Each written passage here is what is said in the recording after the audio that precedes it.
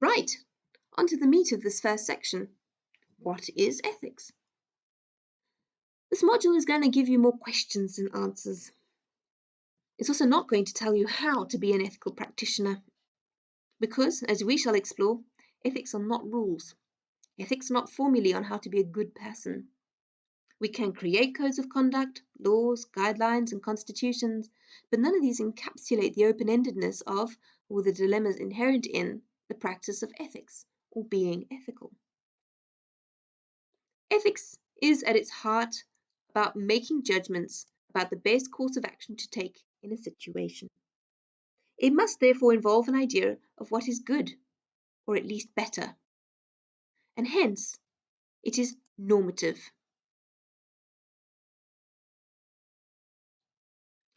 Normative is an adjective that is used to denote making a judgment or an evaluation. It's the opposite of descriptive, where you just notice what is going on, but don't make any decisions about whether it is good or bad. Descriptive versus normative relates to what is commonly called the is-ought concept, which is often attributed to the Scottish philosopher David Hume. If you look up Hume's guillotine, you'll learn more about this. Hume's main point was that we cannot deduce what ought to be by what is. We make a leap from describing to judging when we move from is to ought. Another word for ought is should. Let's look at some sentences to illustrate the point. For example, the student is sitting at her desk by the window. This is a descriptive statement. It tells us what is happening. But the sentence, the student sitting at her desk by the window should be listening to the teacher, well, this is a normative statement. However, a third example troubles the clean line between the two. The student is slouching at her desk by the window and ignoring the teacher. On the surface, it's descriptive. The student could very well be slouching, also daydreaming, but it's got judgment built into the words chosen. Terms like slouch are tacitly negative, as are phrases like ignoring the teacher in a society where listening to your teacher is considered a good thing and ignoring your teacher is considered a bad thing. So the line between descriptive and normative is not always as clean as it might initially seem. Very often that idea of what is good or better is uninterrogated. That is, we don't notice hidden assumptions that are influencing our decisions.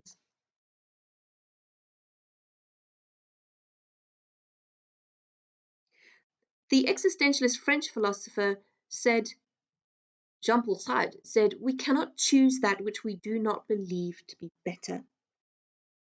Let's think a bit about what Sartre is saying here for a minute. Let's say you go to the fridge looking for a snack. There's only one ice cream left. You'd promised your flatmate they could have it. Oh, but you really want that ice cream. You've got the munchies and an essay due. You just need that sugar rush to get you over the line. Besides, you can always go to the shop and buy more ice cream if your flatmate really wants an ice cream. Whatever you decide to do, you're basically choosing that which you think is the better course of action. You can't avoid it. If you leave the ice cream, it's because you value your promise to your flatmate over your snack attack. If you eat the ice cream, you are essentially adjudicating your immediate need to be more important than your previous promise, even though you might convince yourself otherwise. Sartre points out the gap between what we say we think is good and what we actually think is good, as evidenced by our deeds.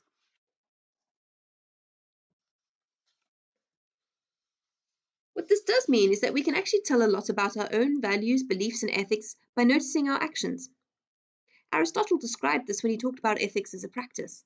We act first and then interrogate afterwards. But more on that later.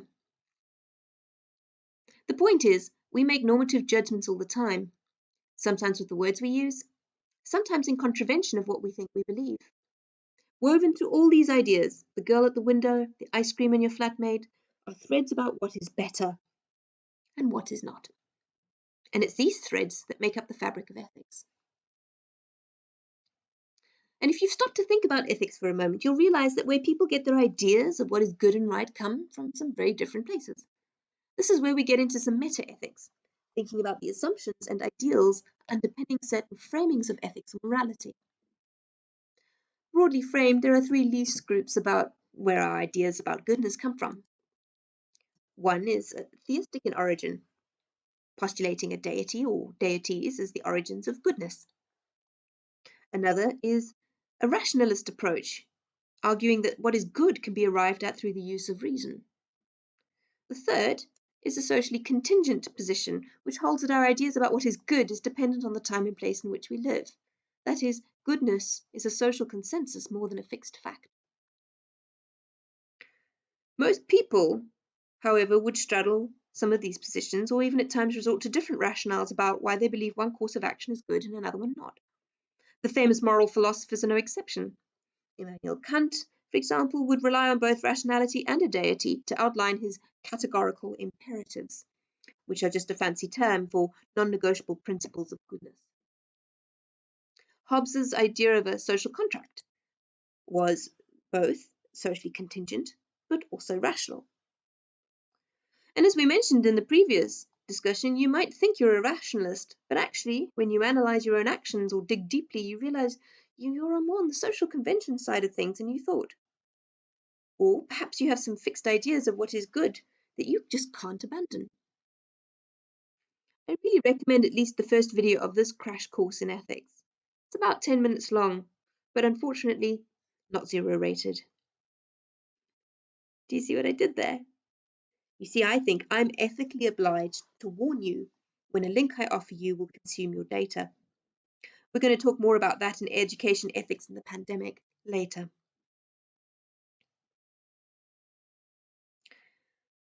Without giving you a total crash course in moral philosophy, we're going to look at 4 dichotomies, or sort of sets of ideas that differentiate different approaches to ethics. These 4 include absolute versus contingent framings of ethics, a principled versus outcome-based aim of ethics, individual versus collective good, and short-term versus long-term. As you'll see, some of these categories overlap in interesting ways, and they're not the only ones, but they're useful for being able to talk in a common language about different ideals and how we came to them. Let's look at the first one, absolute versus contingent. This is the idea that what is good is fixed in stone or contingent and changing. Then this rabbit hole goes pretty deep pretty quickly. For example, on the more harmless side, we can see how greetings might vary from culture to culture. What is considered polite and respectful for some is rude for others. For example, direct eye contact. No one would really have a problem accepting that this form of a good is, or ideal is relative. But we might argue there's an underlying ethical imperative here which is really relatively easy to identify, namely that showing people respect is a good thing to do, and that this is the good we're after, irrespective of how it manifests. That rationale is not without its issues either, because sometimes respect is a form of control or a way of bullying people into behaviors that do not challenge authority and power. Taken from this angle, some might argue that showing respect is socially contingent on power structures, and that if you believe these power structures to be unjust, it is the ethical thing to be disrespectful. The contingent position accepts that the definitions of what is ethical or good shifts over time. For example, in pre-Renaissance Europe, torturing a convicted prisoner was not only seen as not wrong, it was in fact seen as right. By sentencing a prisoner to a regimen of torture appropriate to his or her crime, or so it was reasoned, he could do his penance here on earth and atone for his crime while still in his mortal body, thereby cleansing his soul and allowing him to confess and gain absolution before passing into the afterlife. That is, torture was rationalized as salvation. But from afar, not only are our modern sensibilities and morals offended by that kind of reasoning, we can also look back and see that this rationale of torture as some noble mechanism for salvation could just as easily have been a public spectacle used by those in power to demonstrate their authority and deter would-be criminals from wrongdoing. That is, the supposed ethics bound up in the criminal justice system of the time was in fact also critical to the political system of rule by church-ordained monarchies. Staying on the more extreme end of things, we might think about a statement like, "It is wrong to take another person's life," as an absolute moral non-negotiable, period. As in, it can never be okay to murder someone. But what about self-defense? What about the death penalty? There's plenty of disagreement among South Africans on that one. Or, to engage in a little thought experiment, imagine yourself placed on the horns of this dilemma. An evil megalomaniac forces you to shoot one of his 2 hostages on the condition that he will then set the other one free. And if you don't choose which one you will shoot, he will shoot them both. Technically, whoever you choose to shoot is going to die anyway. So is choosing to shoot one hostage to save the other wrong?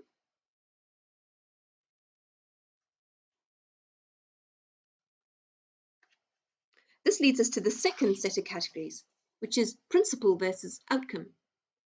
And this is the idea that the right thing is either the right thing no matter what, consequences be damned, or the right thing depends on the outcome, even if you can't know what that is before. This is not the same as the absolute versus contingent set of categories we just looked at. Absolute versus contingent is talking about the nature of ethics, whether they are fixed or whether they change. Principle versus outcome relates to the point of ethics, or what they're aiming to do.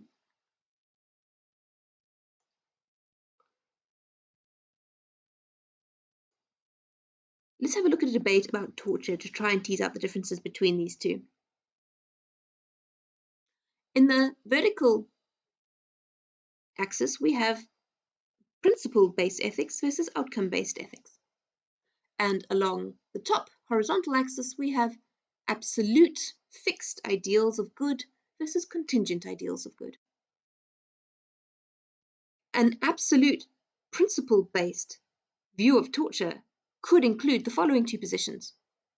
It is always wrong, it always has been, and it always will be. Or torture is fine, and some people deserve what they get. As you can see, it doesn't matter about the outcome of the torture, and it doesn't matter where or when you are. Your position is fixed, and the consequences don't matter. An absolute or outcome-based position on torture could include the following positions. Torture is okay all the time because you never know when it will produce a useful outcome, so you may as well try and see. Another one might be torture is never okay because the outcome is always tainted. That is, you can never trust the supposed benefits of the information you gain through torture. You can see that these 2 positions share concepts like always and never. This is what makes them absolute. But if we move over to the right-hand column, now we can start to see a contingent idea of what is good. A contingent idea based on principles might go, torture was once considered okay in principle, but now it's not. This is a sort of developmental argument that is premised on the idea of human beings improving all the time. Another one, which is a bit of a bizarre position but nonetheless would fit the criteria, includes torture isn't considered all right for now, but who knows what the future brings. What these share is that it doesn't matter what the outcome of torture is. It's the idea that there's a principle to be applied, although that principle may shift with social change. The fourth block is a contingent outcomes-based position. That position might read something like, there are times when torture might be useful because it could save other lives or yield useful information, but the circumstances have to be right for this to be the case. Now here we can see that we both are accepting that torture's ethicness is dependent on circumstances, and that it also is justified by some kind of an aim or purpose, which is to save lives or yield useful information. Now, before this seems like a strange exercise in antiquated questions about torture, consider the recent furore in the United States when it was revealed that torture was approved by the CIA for interrogating terror suspects. Many justified the use of torture, quoting biblical acts. That was a principled and absolute position. Many others outright condemned it, citing the Geneva Conventions and the UN Declaration of Human Rights, which is more like a contingent, principled position, the developmental argument I mentioned before. The CIA's own internal investigation found that the intelligence gathered under conditions of torture was not reliable, which was more of an outcomes-based framing of their decision. And this controversy has still not been resolved. As you can see, these categories start to get at some of the underpinnings behind certain beliefs or morals that we might espouse. And this last box relates to the next set of categories we're going to discuss, namely the good of individuals versus the good of the collective.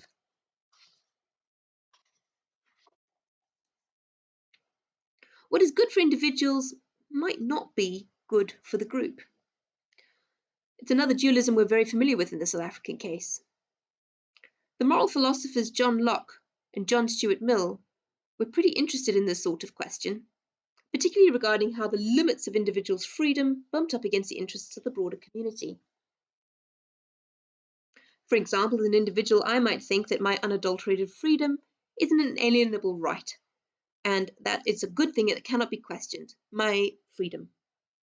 But does my freedom translate into a right to, say, drive down the M3 at 300 kilometers an hour? While my freedom is obviously morally preferable to being confined or controlled, I can't exercise that freedom when it impinges on, for example, the safety of others. We're seeing a lot of this coming to the fore with the COVID-19 pandemic right now. We've all agreed to give up some of our individual freedoms for the collective good. But contradictions are starting to emerge, and the debate is getting hot about where that line should be and who should decide. The dualism of individual versus collective interest is quite a Western framing. There are other ethical philosophies that do not recognize this dualism in this form. For example, most of the writing about the concept of Ubuntu doesn't entirely see a discrete boundary between the individual and the group, and postulates that an ethics of care must understand these relations more fluidly. The idea of thinking about the good of the individual versus the good of the group is anathema in Ubuntu. Those two ideals are the same thing. And the fourth set of ideas that we're going to look at in this lecture is about the time horizon on which we adjudicate something to be right or good. How long do we wait before we decide that a decision was good or not? Nowhere has this become more visible than in debates about climate change, although it has come out in context of COVID as well, about how long to keep lockdowns in place and to what ends. So here's another example. We could argue about the ethics of locating a new mine in a particular area. In the short term, the mine might bring employment and economic rejuvenation to the area.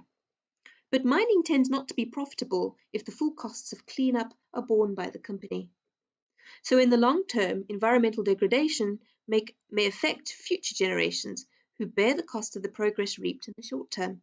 For them, the idea is not a good one at all. Similarly, for this COVID-19 pandemic, it was deemed good to sacrifice freedoms in the short term for the gain of PrEP and lighter caseloads for hospitals in the medium to long term, what has popularly been called flattening the curve. But as people become less and less united in their opinion about the line between short, medium, and long term, the consensus about yielding freedoms for long-term gains is rapidly evaporating. So what have we covered so far? Here's a summary of the key ideas that we've touched on today.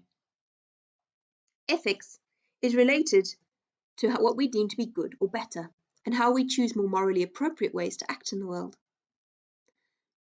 It is by definition normative. We are making judgments.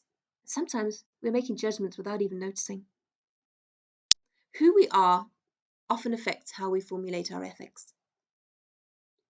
We identified three broad categories of ethical origins: deity or deities, logic or rationality, and social convention. We also looked at 4 pairs of ideas about what shapes ethics. Absolute versus contingent ideas about what ethics are. Principle versus outcomes based on what ethics should do. Individual versus collective interests. And short-term versus long-term ideals of good.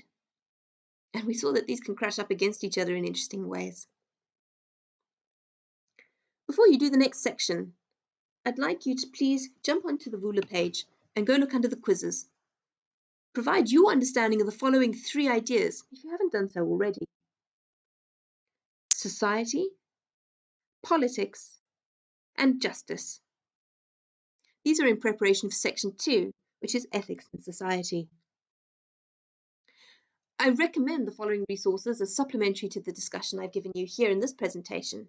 The crash course in ethics I mentioned earlier, and also there's a very interesting little video I've posted about an Ethiopian philosopher called Zira Yaqub, who potentially beat Kant and other Western philosophers to some of their core ideas. But I'm afraid that none of these links are 0 rated. Thank you for your attention and time today. I'll see you in the next section.